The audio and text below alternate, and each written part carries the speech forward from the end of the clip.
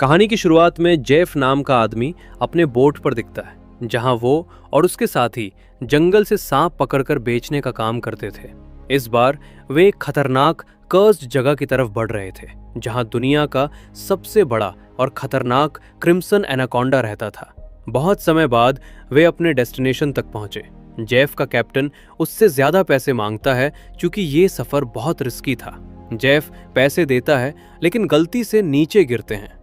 पैसे उठते ही जेफ अचानक उसके गले में चाकू घोंपकर उसे मार देता है और उसका गला काटकर पानी में फेंक देता है, मानो चारा डाल रहा हो। बाकी साथी ये सब देखते हैं। जेफ कहता है कि उसे धोखेबाज पसंद नहीं। आगे जंगल में उन्हें सांपों वाली एक मूर्ति मिलती है। जेफ कहता है कि क्रिम्सन एनाकोंडा की कहानी सच है। उसके साथी छोटे बड़े सांप पकड़ने लगते हैं और जेफ अपने गन के साथ क्रिम्सन एनाकोंडा की तलाश में निकल जाता है। एक साथी जब थैला बोट में रखने आता है तो कैप्टन की कटी लाश पानी में तैरती दिखती है और फिर गायब हो जाती है। तभी कुछ तैरता हुआ उसकी तरफ आता है और एक बड़ा एनाकोंडा उसे पकड़ लेता है। वो आदमी जिंदा निकला जाता है। दूसरा साथी जंगल में आवाजें सुनता है और उसे वही एनाकोंडा पेड़ पर चढ़ा हुआ दिखता है। उसके पेट का फूला हिस्सा बताता है कि उसने इंसान निगला है। तभी एनाकोंडा पहले वाले आदमी को उगलकर दूसरे साथी पर हमला करता है और उसे भी पेड़ों से टकराकर मार देता है। दूर खड़ा जेफ ये सब खुशी से देख रहा होता है क्योंकि वो इसी एनाकोंडा को पकड़ने आया था। वो उसे बेहोश करने ही वाला था कि जंगल के जानवर शोर मचाने लगते हैं और एनाकोंडा भाग जाता है। अब कहानी बेलियंग नाम के आदमी की ओर जाती है, जो बंद पड़े सर्कस के आर्टिस्ट खरीदकर उन्हें थाईलैंड ले जाकर नया सर्कस खोलना चाहता था। नदी के रास्ते जाते समय लकड़ी का मलबा रास्ता रोकता है। कैप्टन रास्ता बदलने को कहता है लेकिन इससे ज्यादा समय लगता। बेलियंग धमकी देता है तो कैप्टन डायनामाइट से मलबा उड़ा देता है। रास्ता साफ होता है पर उस मलबे से ढेरों सांप उनकी बोट पर गिर पड़ते हैं। सब घबरा जाते हैं। साथ ही लन पाइप के दबाव से सांपों को नीचे बहाने में सफल होती है, लेकिन तभी बाथरूम की छत टूटती है और कई सांप बेलियंग पर गिरते हैं। वो नदी में कूदकर बचता है लेकिन किनारे पर एक किंग कोबरा मिलता है। तभी कोई उसे पैर से मारकर कुचल देता है। ये जेफ था जिसने बेलिन की जान बचाई। बेलिंग उसे बोट पर ले आता है। तभी एक साथी के कान से छोटा सांप बाहर निकलता है और जेफ को काटता है, पर उसे असर नहीं होता। लन को शक होता है। वो जानती है कि सांप के जहर से इम्यून बनने के लिए इंसान को कई जहर झेलने पड़ते हैं। वो बेलिंग को चेतावनी देती है कि जेफ ठीक आदमी नहीं। इसी दौरान जेफ कैप्टन से अपने नक्शे वाली जगह पर जाने को कहता है, जिसे सुनते ही कैप्टन गन पॉइंट कर देता है। वो भी क्रिम्सन एनाकोंडा को जानता था। बाद में कैप्टन का गायब होना लन को शक देता है। असल में जेफ ने उसे एनाकोंडा के चारे की तरह अपने जाल में फंसाया था। अब पानी में हलचल होती है और एनाकोंडा जाल की ओर आता है। उसका आकार देखकर सब डर जाते हैं। रस्सी खींचते हुए एनाकोंडा जेफ को पानी में खींच लेता है। जेफ किसी तरह पास की छोटी बोट तक पहुंचता है और उसे घायल कर देता है। गुस्साए एनाकोंडा ने बोट समेत जेफ को जकड़ लिया। दूर खड़े सर्कस के लोग सोचते हैं जेफ मर गया, लेकिन वो उनके शिप पर आ जाता है। तभी एनाकोंडा ऊपर से कैप्टन की लाश उगलता है और 2 लोगों पर हमला करता है। जेफ भी उस पर वार करता है, पर एनाकोंडा उसे ढूंढने लगता है। वो जहाज में घुसकर बेलियंग और एक साथी के ऊपर से रेंगते हुए निकल जाता है। लैन कंट्रोल रूम से देखती है कि एनाकोंडा उनके ऊपर हमला करता है। एक साथी उसकी चोंच में मटका फंसा देता है। एनाकोंडा तड़पता है।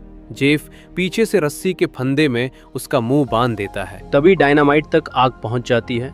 बड़ा धमाका होता है और सब पानी में कूदते हैं। एनाकोंडा जलकर मर जाता है, ऐसा लगता है।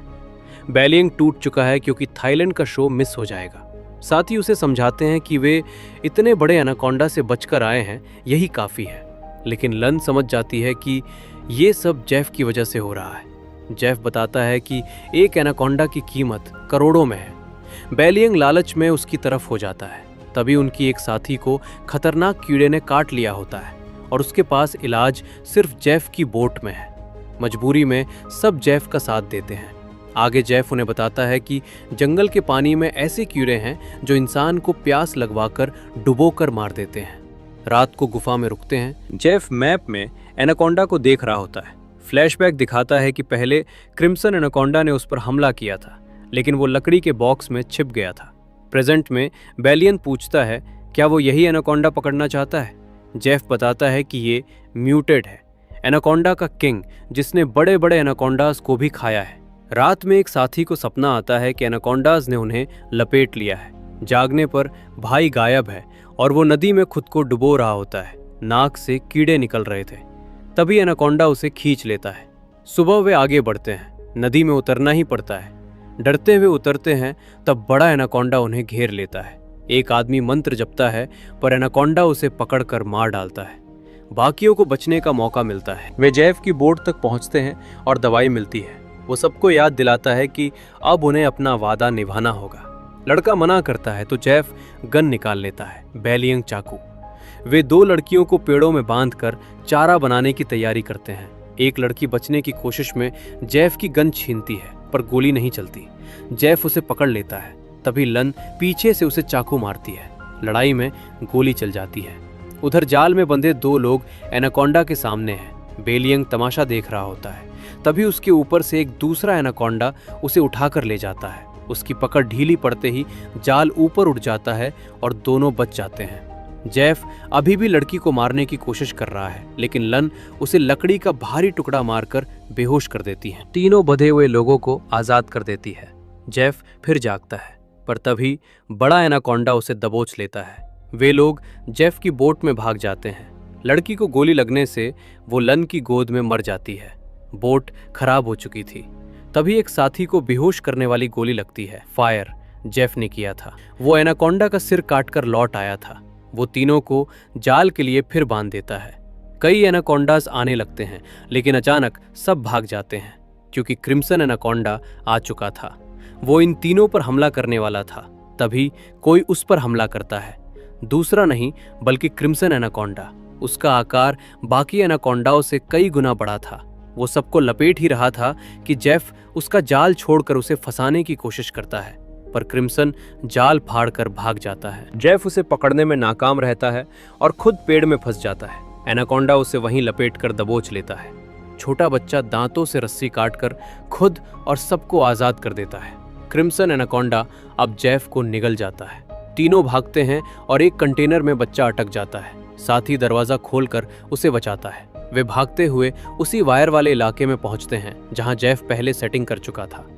क्रिम्सन एनाकोंडा उस तेज धार वाली वायर से टकराता है और उसका सिर कटकर अलग हो जाता है। उन्हें यकीन नहीं होता कि वे बच गए, लेकिन आखिरी सीन में दिखता है कि ये म्यूटेड एनाकोंडा अपना सिर दोबारा रीजनरेट कर लेता है। वो अभी मरा नहीं है। और यहीं पर कहानी की समाप्ति होती है दोस्तों।